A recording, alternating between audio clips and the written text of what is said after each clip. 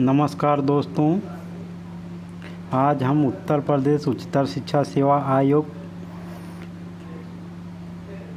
के हिंदी पाठ्यक्रम के विषय में कबीर बाड़ी पीयूष संपादक जयदेव सिंह वासुदेव सिंह के विषय में चर्चा करेंगे, जो असिस्टेंट प्रोफेसर की भर्ती पाठ्यक्रम में सम्मिलित किया गया है।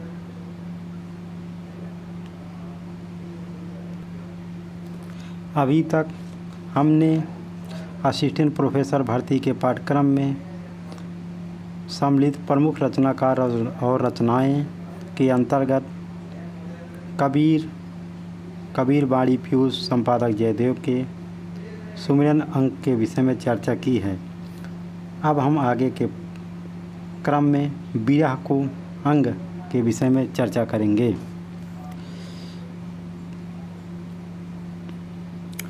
बिरह को अंग साधारणतः जीव अपने को अपने में ही संपूर्ण समझता है, परंतु एक ऐसी स्थिति आती है जब वह अपने को अपूर्ण अनुभव करने लगता है। उस स्थिति में अपूर्ण पूर्ण के लिए व्याकुल होता है। अंश अपने को अंशी से वियुक्त होकर आतुर हो उठता है। यही विरह की स्थिति है। विरह का अर्थ है विशेष रूप से रहित होने की अनुभूति। तब उसके हृदय में अंशी या अपूर्णता पूर्ण से मिलन की आग भड़क उठती है। उसी स्थिति का वर्णन इस अंग में किया गया है। यहाँ जीव को बिरहड़ी नायिका माना गया है। बिरह के अंग में साखियों का वर्णन है, जिसकी हम चर्चा करते हैं। पहले है राती रूनी बिरहनी ज्यों बच्चों को कुंज, कबीर अंतर प्रगटियो बिरह अग्नि को पुंज। इसमें कबीर जी कहते हैं कि जीव की उपमा एक बिरहड़ी से दी गई है। बिरहड़ी अपने प्रिय के वियोग में रात भर उसी तरह रोती रही जैसे क्रौंच पक्षी अपने बच्चों के वियोग में रोता रहता है। कबीर कहते हैं कि विरह रूपी अग्नि पुंज अपने भीतर भभक उठा, अर्थात विरह वेदना जग गई। फिर साखी संख्या 2। अंबर कुंजा कुरलियाँ गरज भरे सब ताल, जिनते गोविंद भी छुटे तिनको कौन हवाल। अंबर कुंजा कुरलिया गरज भरे सब ताल, जिनते गोविंद भी छुटे तिनको कौन हवाल। इसमें कबीरदास जी कहते हैं कि जैसे आकाश में क्रौंच पक्षी अपनी प्रिया की विरह वेदना से रो रहा है, इस व्यथा से उसने सब तालों को गुंजायमान करते हुए अपने अश्रुजल से उसको भर दिया है। जब केवल एक राज के वियोग से एक पक्षी की यह अवस्था हो जाती है तो उस जीव का क्या हाल होगा, अर्थात जीव से तात्पर्य मनुष्य से क्या हाल होगा, जो अनेक जन्मों से प्रभु से बिछड़ा हुआ है। क्रौंच पक्षी को हिंदी में कुंजा या कुंज या कुररी कहते हैं। विरह वेदना के अधिक की व्यंजना अथवा विलाप के लिए इसका क्रंदन साहित्य में कवि रूढ़ जैसा बन गया है। कवियों ने क्रौंच पक्षी को विरह के रूप में उदाहरण प्रस्तुत करते हैं। तुलसी ने सीता के विलाप की मर्म वेदना को व्यक्त करने के लिए क्रौंच को ही अपना रूप प्रस्तुत किया है। इसी के साथ साखी नंबर 3 हम पढ़ते हैं। चकई बिछुरी रैन की, रैन मीन्स रात, चकई बिछुरी रैन की आई मिली प्रभात। रात को बिछड़ी थी और कब मिली? सुबह प्रभात। जे जन बिछुटे राम सौ ते दिन मिले न रात। चकई तो रात को बिछड़ी सुबह मिल गई, लेकिन यहाँ कबीरदास जी कहते हैं कि चकवा चकी रात को अलग रहते हैं और दिन होने पर मिल जाते हैं। कबीर कहते हैं कि चकोई तो रात में चकोए से वियुक्त हो रहती है, प्रातःकाल होते ही अपने प्रिय से मिल जाती है, परंतु बेचारा जीव जो प्रभु से वियुक्त हो गया या अलग हो गया है, वह न तो रात को मिल पाता है और न दिन को।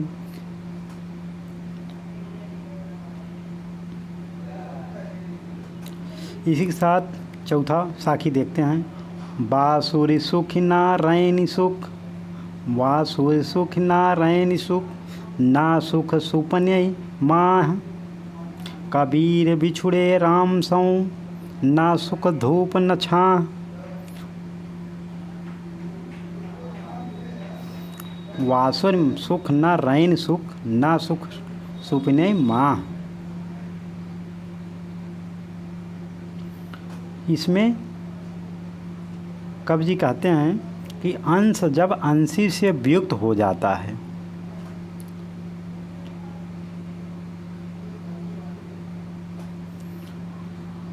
जुज जब कुल से अलग हो जाता है, तो स्वभावतः उसे तब तक चैन नहीं मिल सकता जब तक अंश अंशी से जुज कुल से मिल न जाए। कबीर कहते हैं कि जीव तो अंश है और राम जो अंशी हैं उसकी यही गति है। राम से बिछुड़ने पर उसे न दिन में चैन न रात में, उसे स्वप्न में भी सुख नहीं प्राप्त होता। उसे न धूप में सुख है और न छाया में। जीव अपने अंशी से बिछुड़ कर इधर उधर सुख को टोहता है या खोजता फिरता है, परंतु उसे सुख मिलता नहीं। वह जिसे सुख समझता है वह भी दुख में परिणत हो जाता है। उसे वास्तविक सुख अपने अंशी राम से मिलने पर ही मिल सकता है।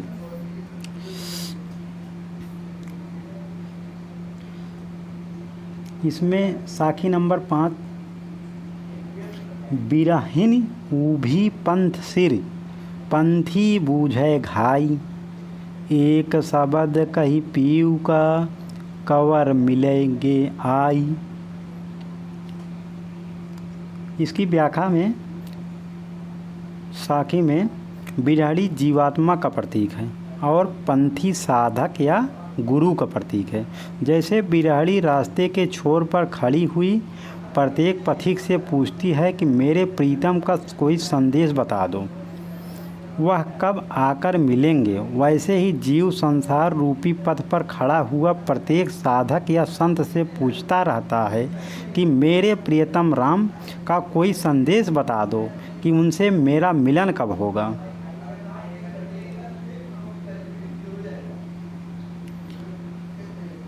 बहुत दिनन की जोवती, बाट तुम्हारी राम।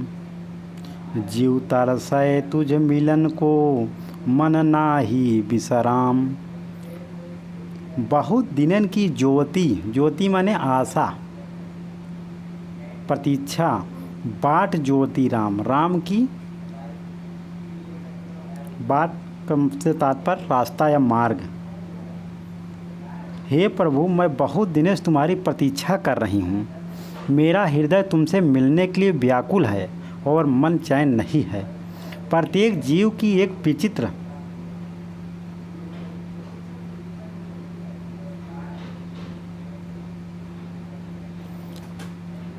प्रत्येक जीव की एक विचित्र अभाव का अनुभव होता है।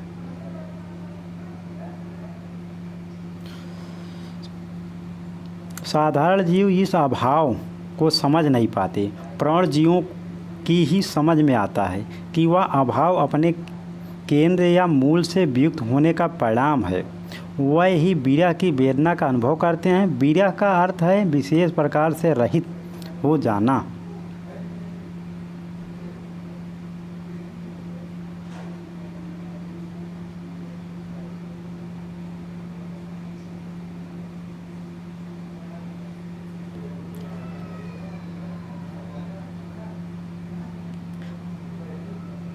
बिरहन उठे भी पड़े, बिरहिन उठे भी पड़े, दर्शन कारण राम। मुआ पीछे देहुगे, सो दर्शन कहीं काम। कबीर कहते हैं कि हे राम, तुम्हारे दर्शन के लिए तुम्हारे वियोग में बिरहणी उठने का प्रयत्न करती है, किंतु वियोग जन्य दुख से वह इतनी कृष से मतलब कमज़ोर या दुर्बल हो गई है कि उठने का प्रयत्न करने पर भी बार बार पृथ्वी पर गिर पड़ती है। इसलिए यदि तुम उसके मरने के बाद दर्शन दोगे तो वह दर्शन किस काम का।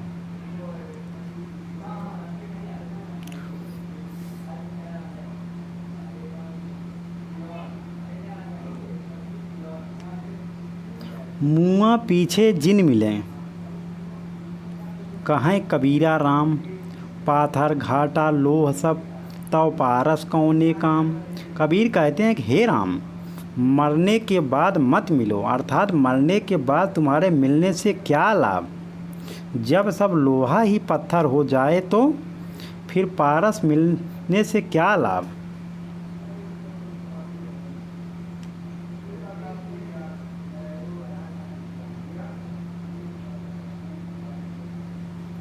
ठीक इसी प्रकार जब साधक साधना तपस्या करते करते बिल्कुल निष्प्राण या मृत्यु को प्राप्त करे, तब हे प्रभु यदि आप मिले तो क्या लाभ है। क्योंकि जो साधक तुम्हारे मिलन का इच्छुक था वह है ही नहीं, अब केवल अस्थिमांस का ढेर रह गया है।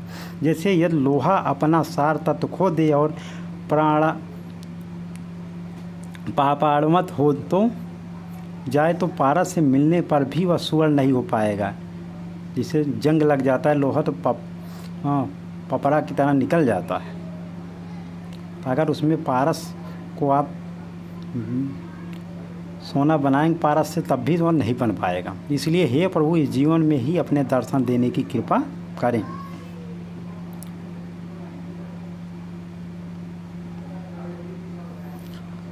अंदेशो नहीं भाजसी संदेशो कहिया, अंदेशो नहीं भाजसी संदेशो कहिया, कै हरि आया भाजसी कै हरि ही पास गया। पद साखी संख्या 9 का व्याख्या करते हैं। बिरहड़ी की आशंका, चिंता और व्यथा केवल प्रिय का संदेश कहने से नहीं जा सकती। वह या तो प्रभु के आने से अथवा वो बिरहड़ी के प्रभु के पास जाने से ही जा सकती है। अर्थात जीव का विरहजन्य दुख केवल प्रभु मिलन से ही जा सकता है, बातों से नहीं। आई न सको तुझ पे सकूं न तुझसे बुलाई, जियरा यूं ही लेवगे बिरह तपाई तपाई। साखी नंबर 10।